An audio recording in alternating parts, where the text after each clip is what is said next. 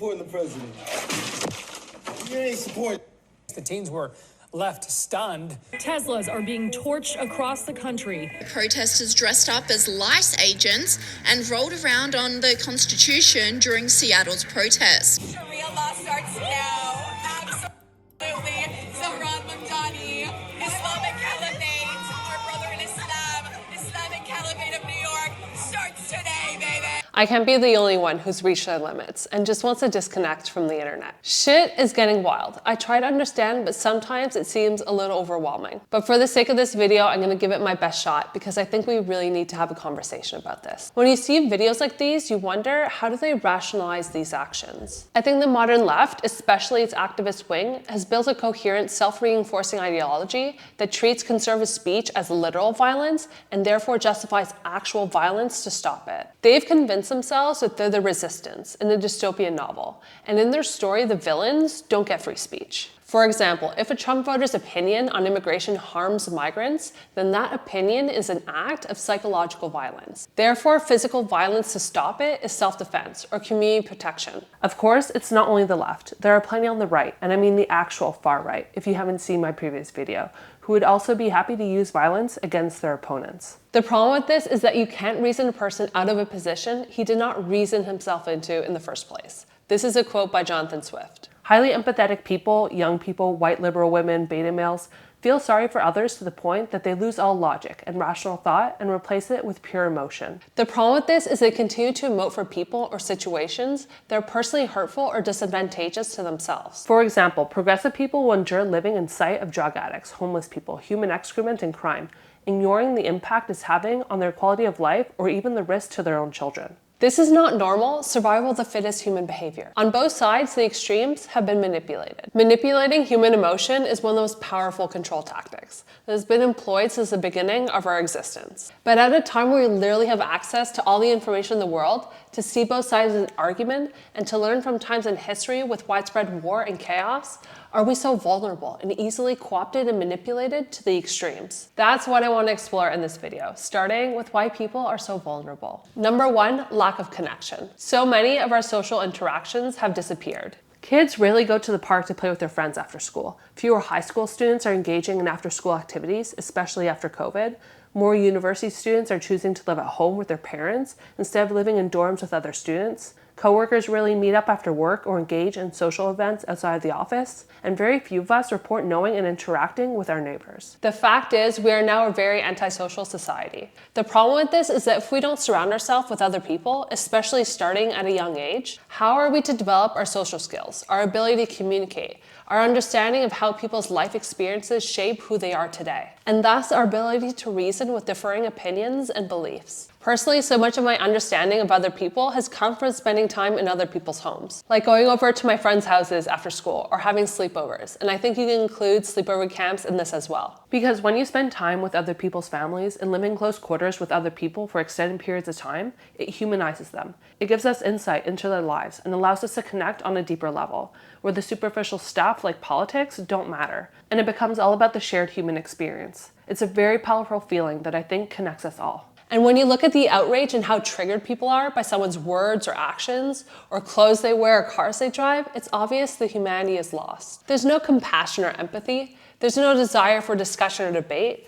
We just immediately bucket people, often as the enemy, and treat them as such. Number two, lack of real hardship. Very few people, and especially young people, know how to handle pressure these days. So when confronted with the smallest of issues, they often overreact, sometimes with extreme emotions or actions. This makes them very dangerous because they're impressionable and volatile. Now more than ever, it's so important to do difficult things, to learn how to manage pressure and control the adrenaline, stress, and anxiety that can come with it. Ultimately, I think we're just not teaching young people that life is hard. But instead, we coddle every feeling, affirm every desire, favor inclusion over merit, strive for equality of outcome, and provide zero responsibility. This safety net for failure doesn't allow young people to grow, face adversity, gain the satisfaction of doing truly hard things, and creates a delusion of reality that just isn't the truth. We basically have children entering the workforce these days. It's embarrassing. I don't know, maybe AI will pick up the slack. Perhaps this was the plan all along, but I'll leave others to speculate about that. Number three, lack of purpose or sense of meaning.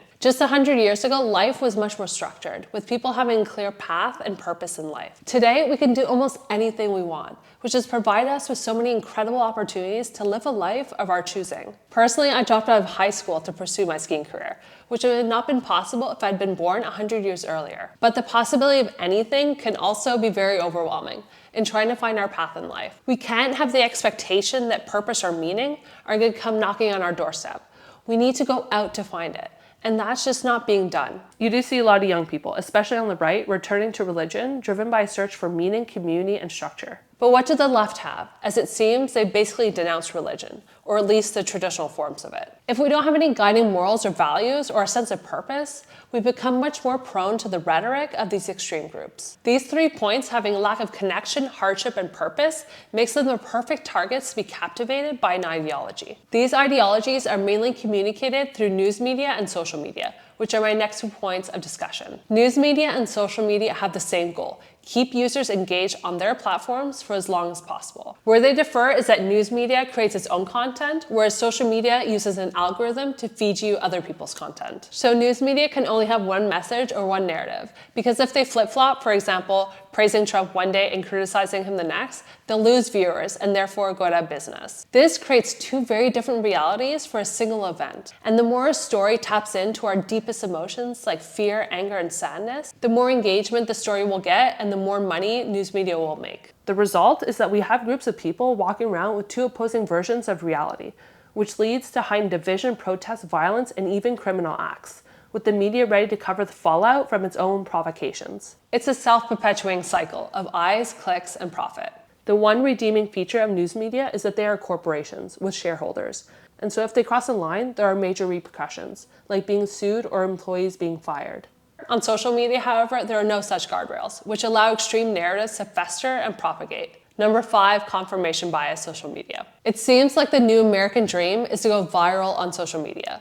And what type of videos tend to go viral? Sharia law starts now. Absolutely. Zahran Mamdani, Islamic Caliphate, our brother in Islam, Islamic Caliphate of New York, starts today, baby. It's often those that trigger the greatest emotional response, the extremes of fear, anger, humor, positivity, or relatability. Problem. Like, frankly, I never want to hear these women complain about the erasure of women's rights ever again. This virality normalizes the extremes and can lead us to believe that it represents all people on that side of the argument or political party.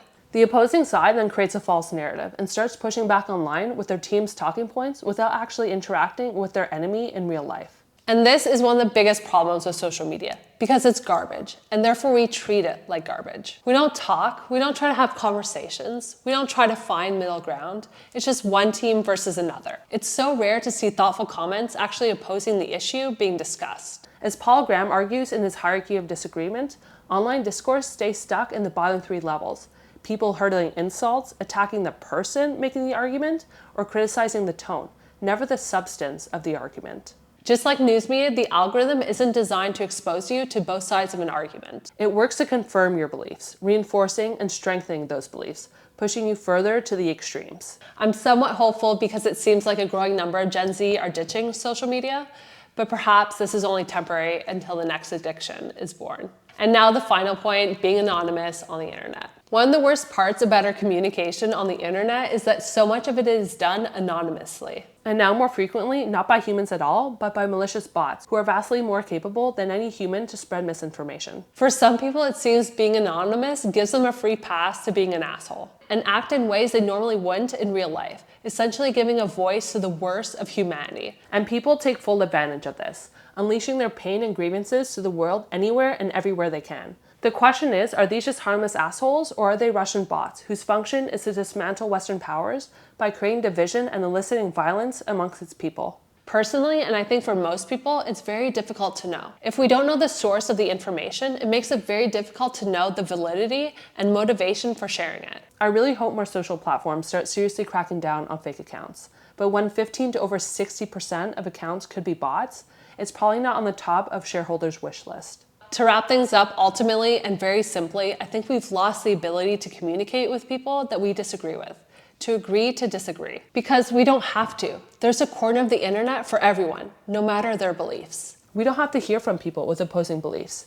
listen to their arguments, or try to have a debate to learn why they have a different view. That's not done, and this is very dangerous and has some serious consequences that I'll explore in part 2, so please stay tuned for that.